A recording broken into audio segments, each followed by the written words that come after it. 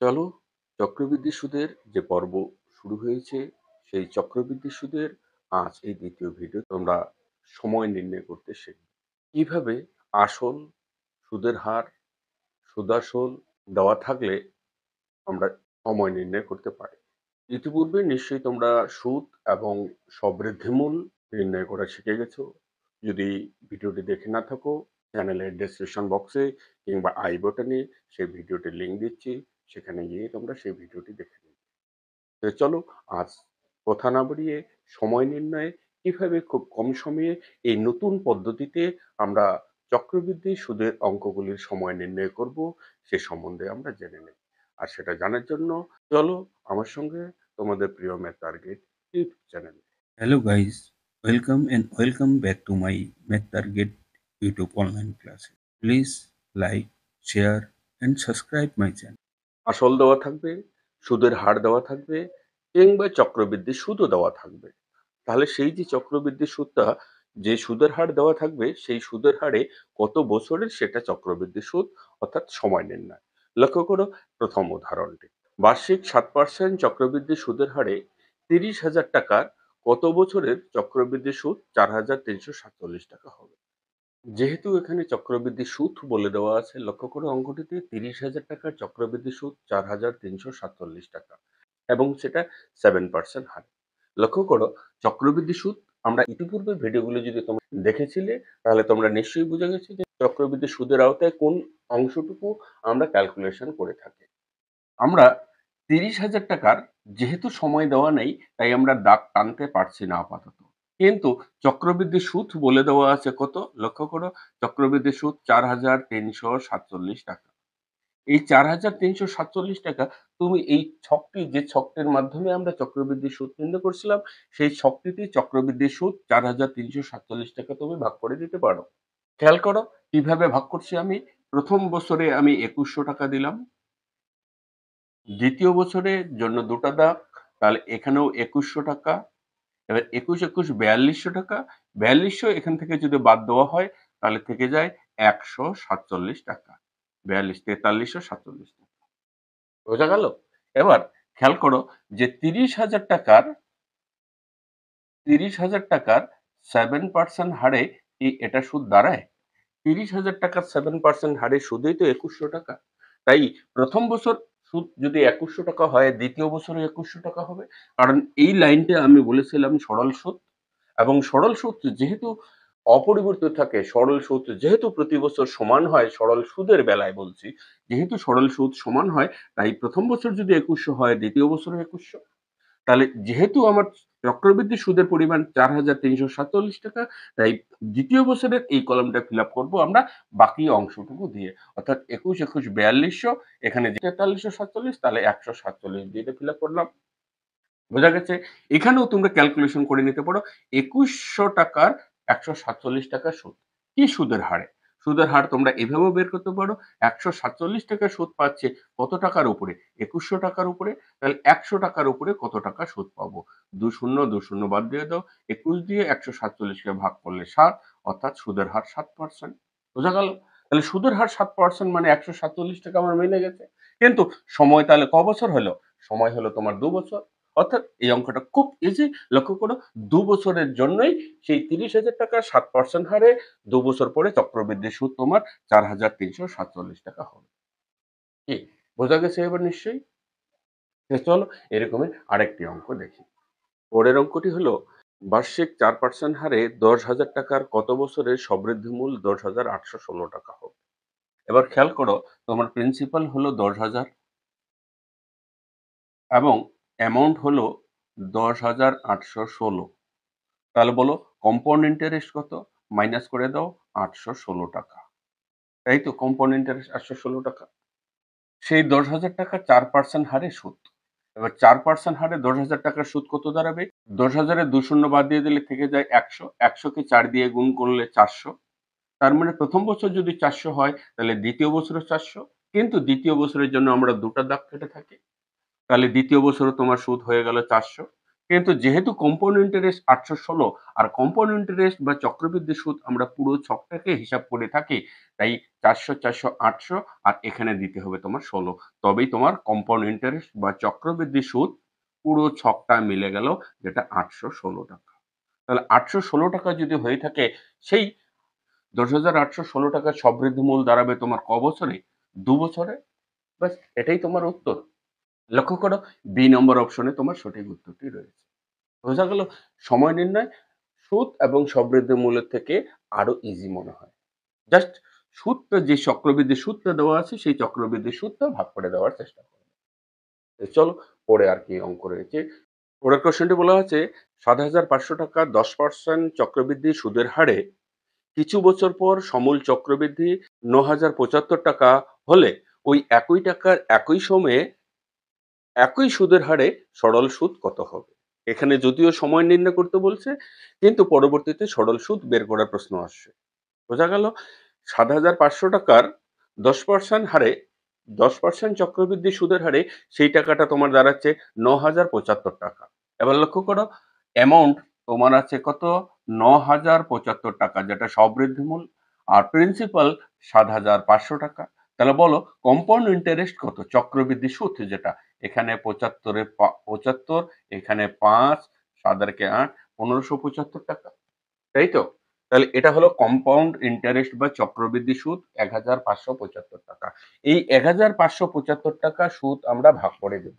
কয় বছরের? ১,৫৭৫ টাকা চক্রবৃদ্ধি সুদ দাঁড়ায় এই ৭,৫০০ টাকার উপরে। কিন্তু ৭,৫০০ টাকার উপরে 10% সুদ বলে দিছে। 10%, তাহলে ৭,৫০০ টাকার 10% হারে প্রথম বছরের সুদ কত দাঁড়াবে? প্রথম বছরের সুদ ২ শূন্য বাদ দিয়ে দাও, ১ সের ২ শূন্যের জন্য। তাহলে ৭৫ কে ১০ দিয়ে গুণ করলে ৭৫০। তাহলে প্রথম বছর যদি ৭৫০ হয়, আমার দ্বিতীয় বছরের জন্য ২ টা দাগ দিয়ে দেব, এবং দ্বিতীয় বছরেও আমার সরল সুদ দাঁড়াবে ৭৫০ টাকা। কারণ সরল সুদ আমার অ্যাজ ইট ইজ বা অপরিবর্তিত থাকে। তাই প্রথম বছর ৭৫০ সুদ হলে দ্বিতীয় বছরও কিন্তু ৭৫০ টাকা সুদ। এবার ৭৫০ আর ৭৫০ কত হয়ে গেল? ১৫০০ হয়ে গেল। আর কম্পাউন্ড ইন্টারেস্ট কত? ১৫৭৫। তাই এখানে দাঁড়াবে তোমার ৭৫ টাকা। বোঝা গেল? পুরোটা তোমার কম্পাউন্ড ইন্টারেস্ট, এটা কম্পাউন্ড ইন্টারেস্ট, তাই কম্পাউন্ড ইন্টারেস্ট বা চক্রবৃদ্ধি সুদ দাঁড়ালো ১,৫৭৫ টাকা। তাই তো? তাহলে সময় কয় বছর? ২ বছর দাঁড়ালো। এবার ২ বছরের ৭,৫০০ টাকার 10% হারে ২ বছরেরই সরল সুদ বের করতে বলছে। তাহলে সরল সুদ বলো তো এবার কোনটা? সরল সুদ কিন্তু এই প্রথম লাইনটা হলো সরল সুদ।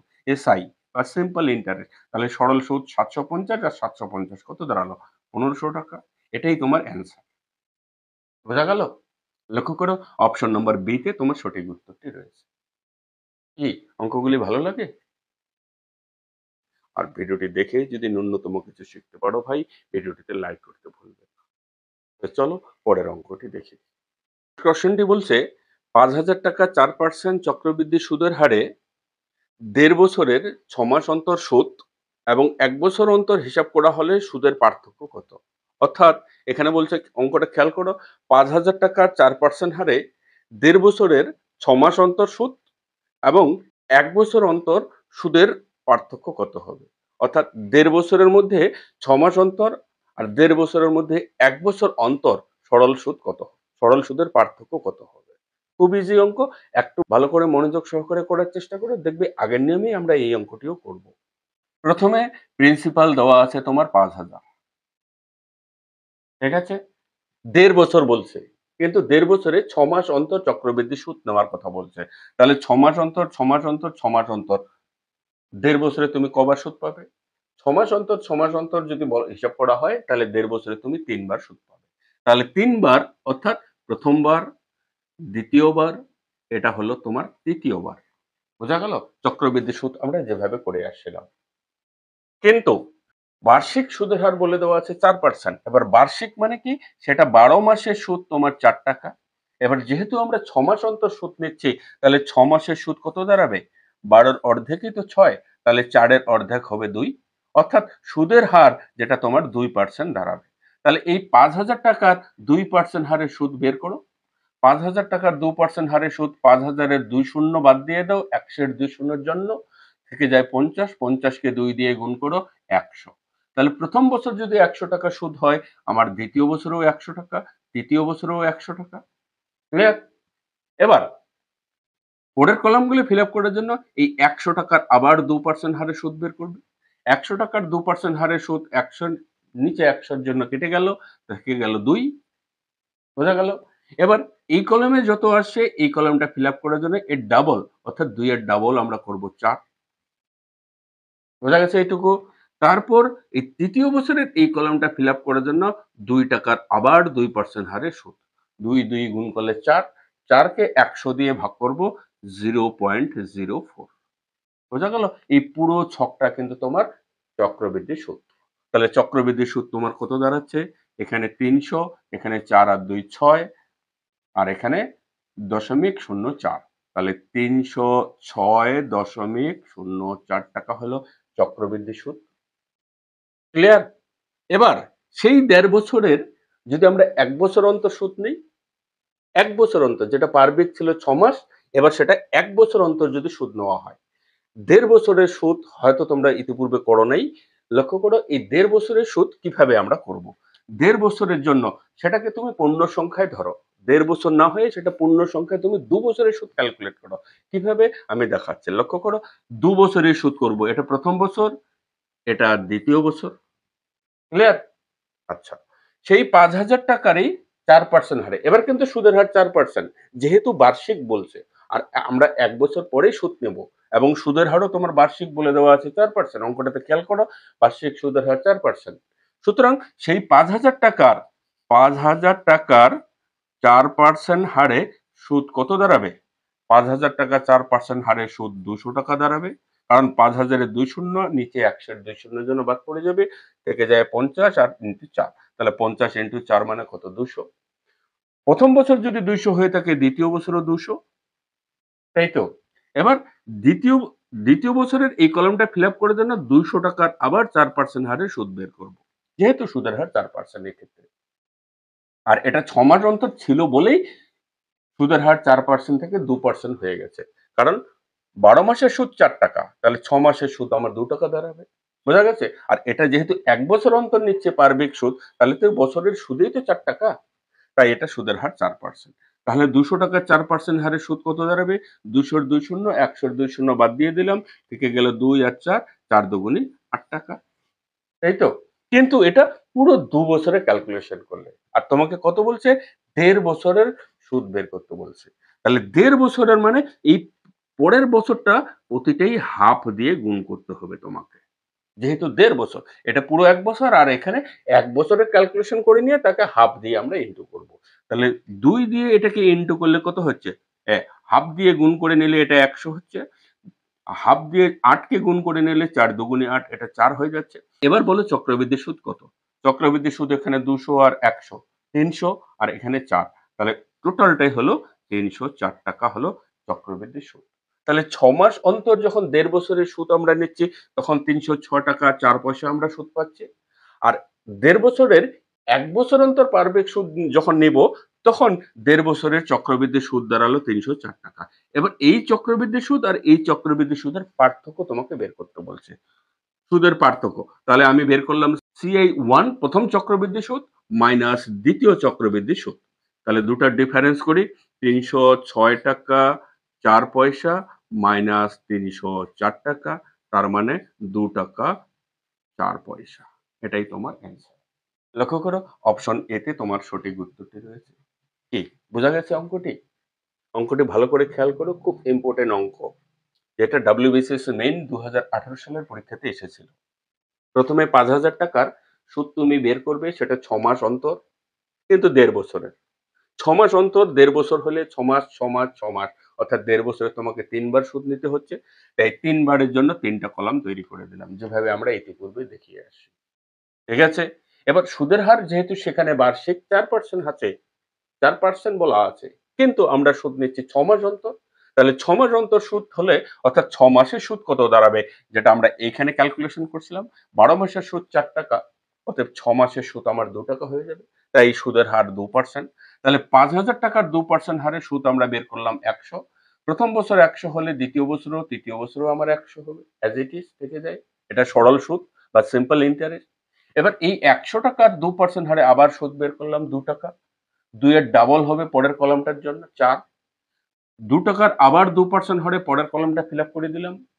বোঝা গেল? তাহলে সিম্পল ইন্টারেস্ট পুরোটা যেহেতু সম্পূর্ণ ছকটা সিম্পল কম্পাউন্ড ইন্টারেস্ট, তাহলে কম্পাউন্ড ইন্টারেস্ট আমরা পুরো ছকটা হিসাব করব ৩০৬ টাকা ৪ পয়সা।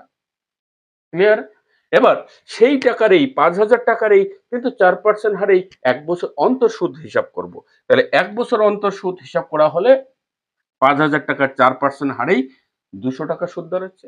এবার যেহেতু ১.৫ বছর বলছে, ১.৫ বছর না করে তোমরা সেটাকে পূর্ণ সংখ্যায় হিসাব করার চেষ্টা করবে। ১.৫ বছর বললে ২ বছর ক্যালকুলেশন করবে। ৩.৫ বছর বললে ৪ বছরের ক্যালকুলেশন করবে। ৪.৫ বছর বললে ৫ বছরের ক্যালকুলেশন করবে।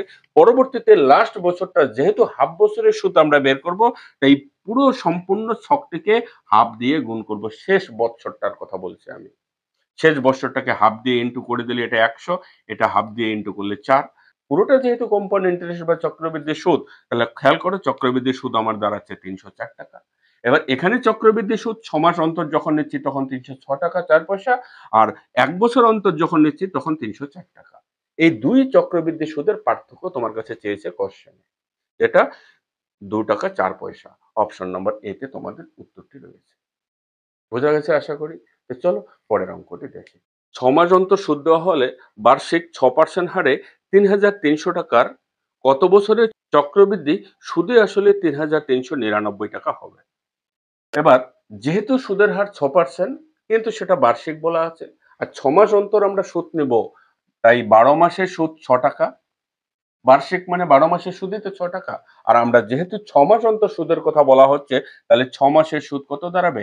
৬ মাস মানে ১২ র অর্ধেক ৬, তাহলে ৬ এর অর্ধেক দাঁড়াবে ৩, অর্থাৎ R ইকুয়াল টু কত? ৩%। বোঝা গেল? ৩,৩০০ টাকার ৩% হারে সুদ। তাহলে ৩%, ৩,৩০০ টাকার ৩% হারে সুদ আমরা বের করব। ২ শূন্য, ১০০ এর ২ শূন্যর জন্য কেটে গেল। ৩৩ কে ৩ দিয়ে গুণ করলে ৯৯। খেয়াল করো এবার। ৩,৩০০ টাকা আমার আসল। প্রথম বছরেই সরল সুদ কত দাঁড়ালো? ৯৯ টাকা। যেটা সিম্পল ইন্টারেস্ট আমরা হিসাব করে থাকি, সেই সিম্পল ইন্টারেস্ট তো চক্রবৃদ্ধি সুদে আসবে। তাহলে চক্রবৃদ্ধি সুদ ৯৯ টাকা আর আসল তোমার ৩,৩০০ টাকা। তাহলে বলো অ্যামাউন্ট কত দাঁড়াবে? ৩,৩০০ প্লাস ৯৯। তার মানে কত দাঁড়ালো? ৩,৩৯৯ টাকা। আর এই অ্যামাউন্ট বা সবৃদ্ধি মূলই তো তোমার কোশ্চেনে বলে দেওয়া আছে ৩,৩৯৯ টাকা। তাই কি না? তাহলে ৩,৩৯৯ টাকা যদি হয়, তাহলে এটা প্রথম বছরেই তো ৯৯ টাকা সুদ হয়ে গেল। তাহলে প্রথম বছরে যেহেতু আমার কন্ডিশন ফিল আপ হয়ে গেল, তাহলে প্রথম এটা ক মাসের সুদ আমরা বের করছিলাম? ৬ মাসের সুদ বের করছিলাম। অর্থাৎ যেটা অপশন নম্বর এ তে তোমার সঠিক উত্তরটি রয়েছে, যেটা হাফ বছরে ৩,৩০০ টাকার ৬ মাস অন্তর সুদ নিলে ৬% হারে সেটা ৩,৩৯৯ টাকা সবৃদ্ধিমূল দাঁড়াবে। কি বোঝা গেছে অঙ্কটা? লক্ষ্য করো প্রথমবারই কিন্তু তোমার সেই সুদটা বের হয়ে যাচ্ছে ৯৯ টাকা। আর ৯৯ টাকা আসলের সঙ্গে তুমি যোগ করে যদি দাও, সেটাই তোমার সবৃদ্ধিমূল বেরিয়ে আসে ৩,৩৯৯ টাকা। ক্লিয়ার? তার মানে এটা ৬ মাসের সুদ, ৬ মাস মানে হাফ বছর। যেটা তোমাদের উত্তরে রয়েছে হাফ বছর। ঠিক আছে? চলো নেক্সট অঙ্কটি দেখা যাক। এবার এই জাতীয় অঙ্কগুলো খুব ইম্পোর্টেন্ট, যেটা এখন বেশিরভাগ কম্পিটিটিভ পরীক্ষায় এই অঙ্কগুলো অনেকটা ট্রেন্ডস বলতে পারো। অনেকটা ট্রেন্ডের মতন ধারাবাহিকভাবে এই অঙ্কগুলো দিয়ে আসে। লক্ষ্য করো কোনো আসল চক্রবৃদ্ধি সুদের হারে ৫ বছরে দ্বিগুণ হলে কত বছরে সেটা ৪ গুণ হবে? ২ বছরে ৩ গুণ হলে কত বছরে সেটা ১০ গুণ বা ৯ গুণ হবে? এই জাতীয় অঙ্কগুলি তোমরা এবার কিভাবে করবে? লক্ষ্য করো এমনই একটা অঙ্ক। কোনো আসল চক্রবৃদ্ধি সুদের হারে ৫ বছরে দ্বিগুণ, কত বছরে সেটা ৪ গুণ হবে? খেয়াল করো খুব ইজি অঙ্ক। ছোট্ট একটা ট্রিক্স খেয়াল রাখার চেষ্টা করো। দেখবে এই অঙ্কগুলো পরবর্তীতে আর কোনরূপ কোনো অসুবিধা হবে না। ৫ বছরে দ্বিগুণ অর্থাৎ ২ গুণ দাঁড়াবে সেটা ৫ বছরে, তাই তো? ৪ গুণ হবে কত বছরে? এবার এই অঙ্কটি করার জন্য কি করবে? এই ২ গুণ হচ্ছে ৫ বছরে। তাহলে এটাকে ৪ গুণ করতে হবে। ৪ গুণ করতে গেলে আমরা কি করব? ২ কে ৪ বানাতে গেলে ২ এর স্কয়ার করলেই তো ৪ হচ্ছে। এই ২ টা এখানে সঙ্গে গুণ হয়ে যাবে ৫ গুণ ২ অর্থাৎ ৫ দুগুণা ১০ বছরে। বোঝা গেল? তাহলে 2 গুণ 5 বছরে যেটা হবে সেটা 10 বছরে তোমার 4 গুণ হয়ে যাবে। ক্লিয়ার? লক্ষ্য করো বি নম্বর অপশনে তোমাদের সঠিক উত্তরটি রয়েছে। তো চলো এরকমের আরো 2-1টা অঙ্ক দেখে নেই কত বছরে কত গুণ দাঁড়াবে। কোনো টাকা চক্রবৃদ্ধি সুদের হারে 3 বছরে 8 গুণ হবে। কত বছরে সেটা 16 গুণ হবে? 3 বছরে 8 গুণ। এবার খেয়াল করো এখানে 8 গুণ হচ্ছে সমান সমান 3 বছরে। তাহলে 16 গুণ হবে কত বছরে? এবার 8 গুণ মানে কি? 2 এর পাওয়ার 3 দিলেই তো 8 হয়।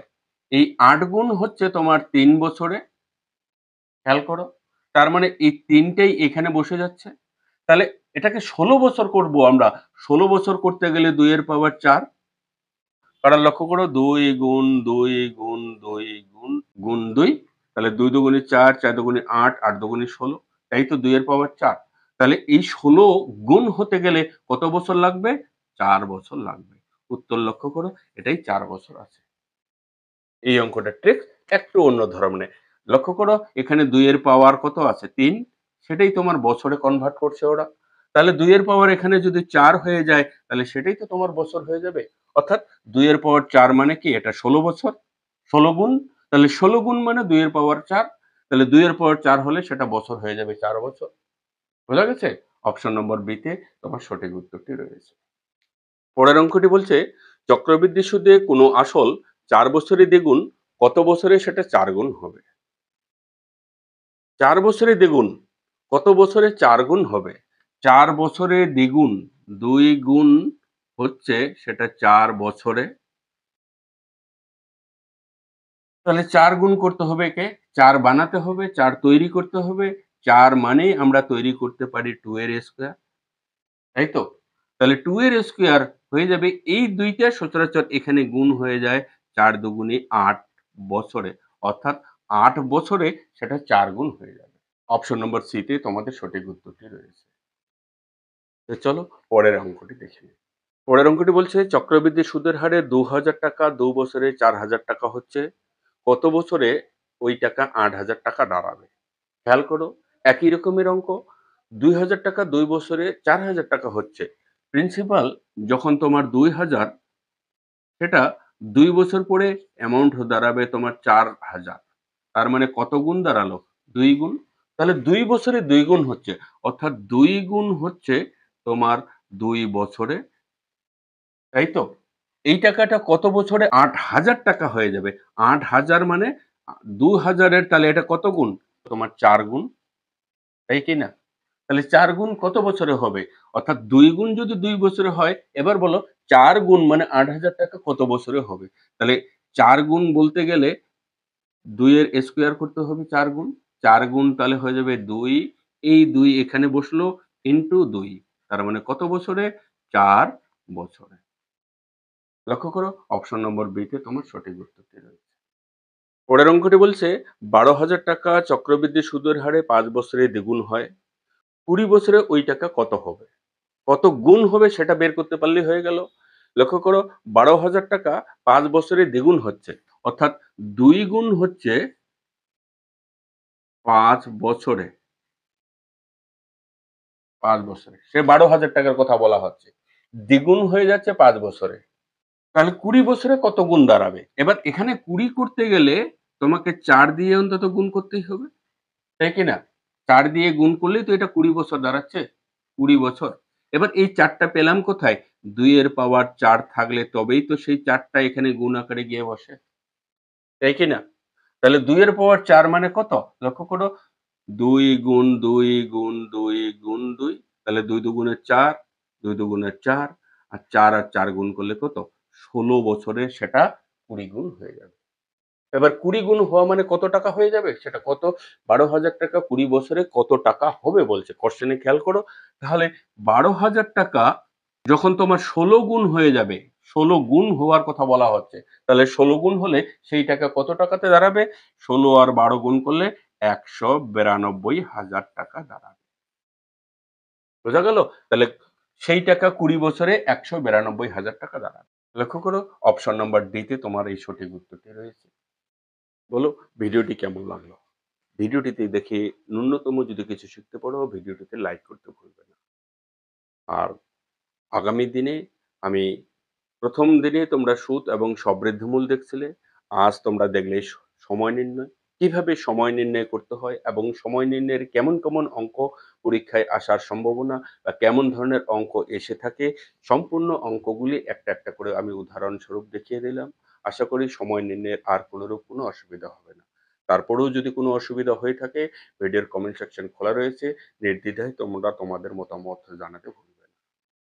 তো চলো আজ এই পর্যন্তই। আর আগামী দিনে তোমরা এই চক্রবৃদ্ধি সুদের লাস্ট পর্ব আসল নির্ণয় অর্থাৎ আসল কিভাবে নির্ণয় করতে হয়, যে টাকার আমরা এতক্ষণ ধরে সুদের হার কিংবা সুদ কিংবা সবৃদ্ধি মূল নির্ণয় করে আসছি, সেই আসলটাই যদি লুকানো থাকে তখন সেই আসল নির্ণয় আমরা কিভাবে করব, সেই আসল নির্ণয়ের পর্বটি এর পরের ভিডিওতে তোমরা পেয়ে যাবে। কাজেই চ্যানেলটির দিকে চোখ রাখো। চ্যানেলটি যদি এখনো সাবস্ক্রাইব করে না রাখো, চ্যানেলটিকে সাবস্ক্রাইব করে পাশে বেল নোটিফিকেশন অন করে দেবে। বেল নোটিফিকেশন অন না করলেই ভিডিওগুলোর নোটিফিকেশন তুমি মিস করবে। তো চলো আজ এই পর্যন্তই। দেখা হচ্ছে পরবর্তী ভিডিও পরবর্তী কোনো টপিকে। ততদিনে ভালো থাকো, সুস্থ থাকো। বাই।